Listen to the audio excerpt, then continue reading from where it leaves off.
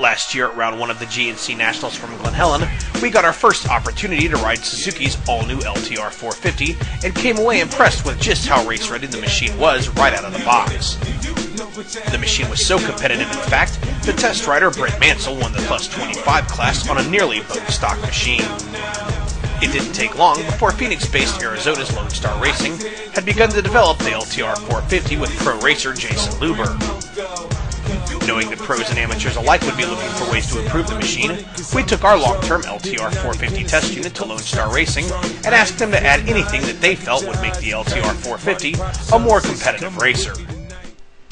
Although Lone Star believes the LTR's frame is pretty well constructed, they add a gusset to the rear linkage mounting bracket, a mounting point for a chassis skid plate, then powder-coated our frame yellow Mirage. Next, Lone Star increased front suspension travel from 8.5 to 11 inches by installing a set of their beautifully chromed DC4 long travel A-arms. Controlling front suspension travel is a pair of Nolene's all-new J6 shocks. These shocks are fully compression and rebound adjustable, but forgo the high-speed compression adjustability found on some top-of-the-line shocks. We've never found this extra adjustability to be necessary, and unless you're a highly experienced suspension tuner, you'll probably get your shocks dialed in better without it. Out back, an equally adjustable Nolene J6 series shock is paired up with a stock linkage and a Lone Star 4130 chromoly round housing swing arm. Lone Star's new swing arm is both lighter and stronger than the mild steel unit it replaces. Inside their billet twin-row bearing carrier, Lone Star installed one of their lifetime warranted 4130 chromoly Excalibur racing axles and one of their new billet aluminum sprocket hub and combination anti-fade lock nuts. On the other side, Lone Star installed their lightweight rear disc brake hub and their parking brake block-off plate. To upgrade our machine's controls, we begin with Lone Star's beautifully chromed 4130 chromoly anti-vibe steering stem, topped with Ford's aluminum Pro-Lock handlebars. ASB's top-of-the-line C5 front brake lever and clutch perch assembly are fully rebuildable and feature a 5-year warranty. Dual sealed bearings give these levers the ability to pivot in both directions, giving them their unbreakable design. Teflon-coated Delron bushings let the perches pivot in the event of a rollover, and both levers are adjustable for different size hands. Protecting the front of our LTR is AC Racing's new Blackline front bumper with built-in mini-skid. The Blackline bumper comes with either this silver mudscreen standard or a solid silver centerpiece with any logo you choose cut into it by AC. AC Racing's new Blackline Pro Peg Nerfs use stainless steel foot pegs, meaning there's no need to sharpen those aluminum pegs anymore. They use netting for the bottom of the heel guard in an effort to shave weight, and while our riders liked the feeling of the foot pegs, they felt that the heel guard area was too cramped when riding on the balls of their feet. AC Racing sent us their wide grab bar instead of the standard grab bar that we'd ordered. Since there wasn't time to swap them out, we went ahead and installed the unit on the machine. Their wide grab bar comes with a place to relocate the rear taillight, a rear number plate, and all necessary mounting hardware. To Lone Star's billet aluminum hubs at all 4 corners, we installed a tire and wheel package from ITP. T9 Pro Series GP front rims were wrapped in ITP's new SX front tires. Out back, ITP's T9 Pro Series track-lock wheels offer the strength and durability of a beadlock with lighter weight and a reduced price point. ITP's latest generation of motocross tire, the SX, features an all-new rubber compound with closer space knobs for better durability and performance on hard-packed track conditions. The tires also feature a new reinforced carcass for less sidewall flex and lower tire pressure. For a meaner-looking machine, we installed this new hood from Generation X. Along with its stainless steel grille, Generation X hoods are available in different colors as well as carbon fiber finish.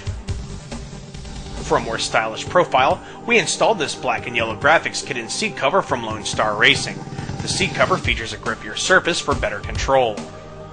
To protect the bottom of our back fenders, and for more traction on the sides of the frame where we hang on with our boots, we installed DFR's Grip It Kit. The Grip It Kit material is similar to grip tape used on skateboards, and its graphics are a perfect match for Lone Star's graphics kit. In addition, custom number plates from DFR let everyone know who was running up front.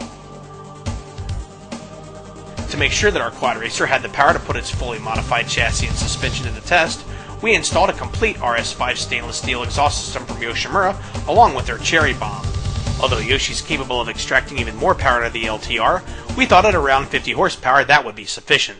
For this, it's been in development for a while. This thing's almost about a year old now, and we've had this sitting around getting ready to do this project, and we wanted to make sure it was done right, so that's why we kind of helped and product tested a lot and made sure it was going to work very well and be competitive out there.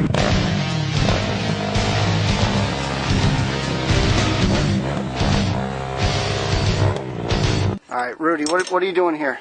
What we're doing is setting the toe in on this. It's going to affect the amount of bump steer the bike has, you know, when it comes off the landings, because a lot of these, when the suspension gets down to full droop, the tires toe in, and we want to reduce that as much as possible. Garrick, you just took a spin for the first time on the Project LTR LSR, and what was out of the box? Right out of the box, it was an awesome quad. Anyone can put this bike together right out of the box and take it to a race and be very competitive on it.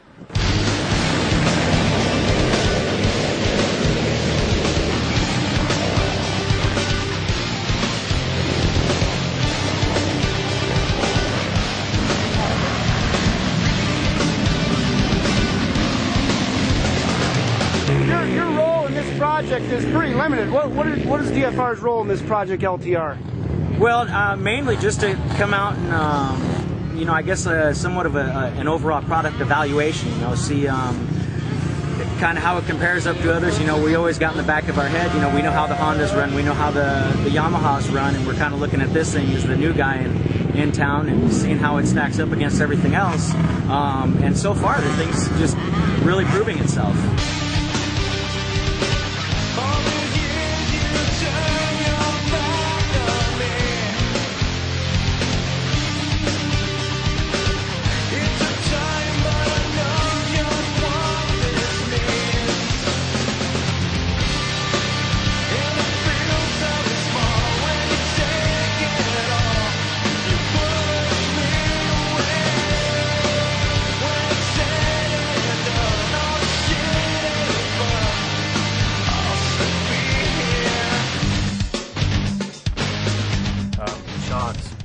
Right out of the box, also the shocks. I was really impressed at how they work.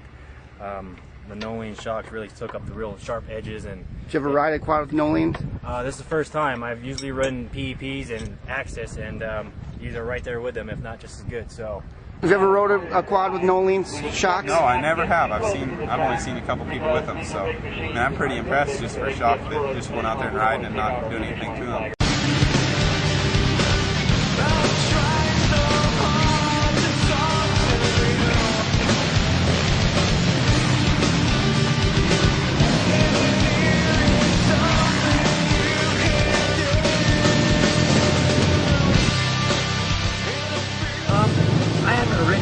ITP tires for quite some time, and I actually put them on this quad here and try them out, and they are the new SX models, and I was really shocked at how well these things hooked up on a hard pad and a soft dirt. They seem to last pretty good for the two motos. The edges are still pretty good on them, so I was fairly pleased with the tires. Steering up front pretty precise with them too? Yeah, at first we had a little issue of pushing into turns and I wanted to roll over, but we made some tire pressure adjustment. That is all it took, and they worked awesome. They hooked up. And then the power of the bike, it's just real smooth power. It's not real fast, but you kind of keep it revved up, and it's not bad. I mean, my favorite things on the bike so far, obviously, it goes through the bumps like no tomorrow. The top end power, just seems to keep revving through the moon with the power bomb and then the Yoshi pipe. It really revs. It comes on pretty hard on top. So I mean, it's pretty consistent starts too. So I feel pretty confident on it, definitely. And the dislike, the only thing, my riding style, I'm an old school kind of guy, so the Nerf bars, I don't like the foot rests on the back, what is that called? I want to say the guards. My foot kind of gets stuck in there. That's just the right I ride on my tippy toes, so my heels are always down inside the pegs, and it won't allow me to do that. At this point, you know, the product that stands out right now, you know, Lone Star's always done a great product. It seems like every time they put something out, it's top notch.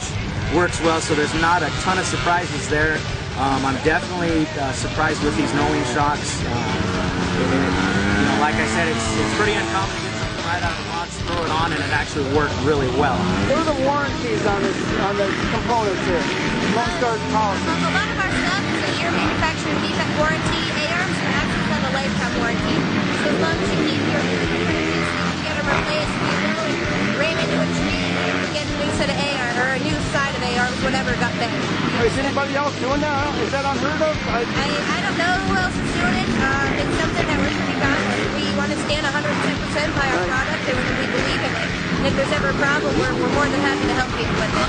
Right on.